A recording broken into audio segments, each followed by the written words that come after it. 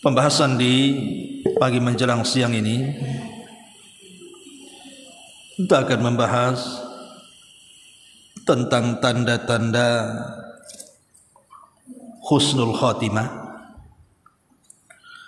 dan beberapa kelompok yang terbebas dari fitnah kubur atau pertanyaan mungkar dan juga nakir. Apa saja tanda-tanda kematian yang indah dan apa saja amalan yang bisa menghindarkan kita dari fitnah kubur ini? Inilah yang kita akan bahas 1 jam ke depan. Ma'asyiral muslimat yang dimuliakan Allah Subhanahu wa taala. Kematian yang indah itu saya kira diharapkan semua manusia, saya, ibu atau siapapun pasti ingin kematian kita itu diakhiri dengan keindahan. Tetapi kebanyakan di tengah-tengah kaum muslimin kita saksikan banyak kematian-kematian itu yang memprihatinkan. Ada yang sedang di atas kemaksiatan dia meninggal, mungkin dia sedang mabuk dia meninggal, kena narkoba dia meninggal, sedang berzina dia meninggal, sedang menipu dia meninggal, dan begitu seterusnya. Itu yang kita saksikan di sekitar kita. Tapi tak jarang juga kita saksikan ada orang-orang yang meninggal itu Masya Allah membuat cemburu bagi kita. Ada yang sedang sholat dia meninggal, ada yang sedang membaca Quran dia meninggal, ada yang sedang berjalan ke pengajian dia meninggal, dan begitu seterusnya. Tentu kematian ini dikembalikan kepada pilihan kita. Apakah kita ingin kematian kita su'ul khatimah atau husnul khatimah? Maka hakikatnya itu dikembalikan kepada kebiasaan kita. Kalau kebiasaan kita memang betul-betul dalam kehidupan ini ingin berubah, memperbaiki yang kurang baik, meningkatkan ketaatan dan ibadah kita kepada Allah setiap harinya, maka insyaallah kematian kita akan diakhiri dengan yang baik. Dan itu berdasarkan hadis. Dalam sebuah hadis dari Anas bin Malik radhiyallahu anhu, Nabi sallallahu alaihi wasallam bersabda, "Idza aradallahu bi'abdihi khairan ista'malahu." Apabila Allah menginginkan kebaikan bagi hambanya, maka ia akan mempekerjakan hamba itu. Qalu kaifa yasta'miluhu ya Rasulullah? Sahabat bertanya, bagaimana Allah mempekerjakan wahai Rasul? Qala, maka Nabi SAW mengatakan, yuwaffiquhu li amalin salihin qabla mautihi. Allah akan memberikan taufik untuk berbuat kebaikan sebelum kematiannya. Jadi kalau sebelum kematiannya dia banyak melakukan kebaikan, banyak melakukan ibadah, artinya dia diberikan taufik.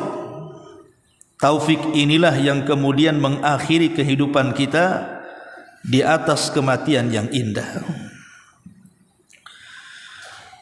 Ma'asyiral muslimat yang dimuliakan Allah Subhanahu wa taala, di dalam Al-Quranul Karim, tepatnya surah Fussilat ayat 30, Allah Subhanahu wa taala mengatakan, innal ladzina qalu rabbuna Allah thumma istaqamu tatanazzalu alaihimul malaikatu alla takhafu wa la tahzanu wa abshiru bil jannati allati kuntum tu'adun. Sesungguhnya orang-orang yang mengatakan Rabb kami Allah, kemudian mereka istiqamah,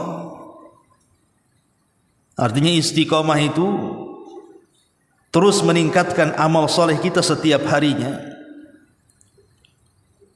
seperti menambah salat sunnahnya, menambah puasa sunnahnya, menambah sedekahnya, menambah zikirnya, menambah baca Qur'annya, dan dia istiqomah di situ.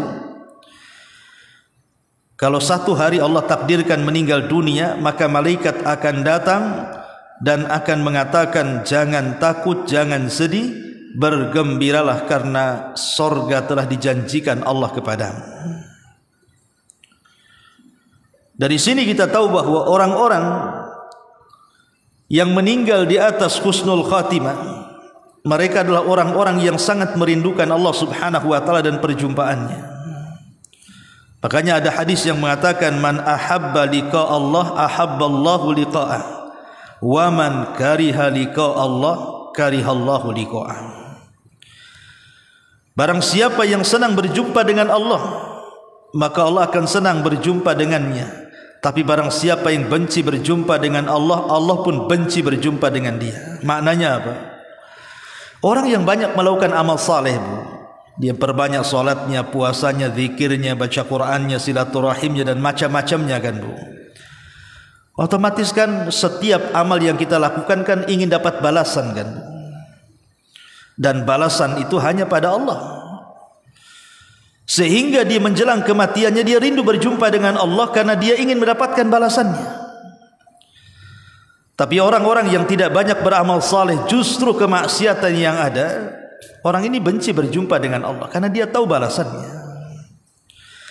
Maka pada kesempatan kali ini kita akan mencoba meringkas tentang tanda-tanda dan alamat orang itu dinyatakan husnul khatimah. Yang pertama, mampu mengucapkan syahadat ketika meninggal.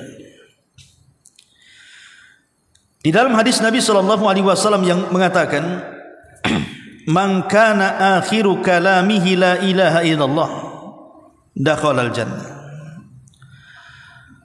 Barang siapa yang akhir ucapannya la ilaha illallah, maka dijamin masuk surga. Kalimat la ilaha illallah, Bu, itu kalimat yang paling mudah diucapkan oleh orang yang sedang sakaratul maut. Adapun kalimat yang lain paling sulit. Jadi Allah subhanahu wa ta'ala memang memudahkan kalimat ini diucap orang-orang sakaratul maut. Tetapi Allah subhanahu wa ta'ala sudah mudahkan kalimat ini diucap oleh orang-orang yang sedang sakaratul maut. Banyak juga orang yang tidak sanggup mengucapkannya kan. Karena orang-orang yang mampu mengucapkan kalimat ini adalah orang yang semasa hidupnya banyak mengucapkannya dan berusaha memaknai dan juga mengamalkan isinya. Karena percuma dia mengucapkan kalimat la ilaha illallah tapi masih datang ke dukun, masih percaya dengan tangkal dan jimat, masih melakukan kesyirikan. Percuma kalimat itu. Jadi ketika kita mengucapkan setiap hari la ilaha illallah, artinya kita mentauhidkan Allah. Dan biasanya orang-orang yang senantiasa berada di atas tauhid dan suka mengucapkan kalimat la ilaha illallah, Allah mudahkan untuk mengucapkannya saat kematiannya. Ini yang pertama. Yang kedua, saat kematiannya ada keringat di dahinya, Bu. Lihat Ibu kalau sedang mengunjungi orang yang meninggal atau sedang sakaratul maut, lihat dahinya, Bu. Kalau dahinya penuh dengan keringat dan dia orang baik, jadi semasa hidupnya memang dia rajin ibadah, dikenalah kebaikannya. Saat meninggal kok dahinya banyak atau penuh dengan keringat, Bu, maka keringat di dahi seorang mukmin yang taat itu tanda dari tanda-tanda husnul khatimah. Kata Rasul, mautul mu'min bi araqil jabin. Seseorang mukmin itu meninggal dengan dahi yang berkeringat. Kemudian yang ketiga, meninggal pada hari Jumat. Kalau ada orang baik, orang taat ibadah kepada Allah, dikenal kebaikannya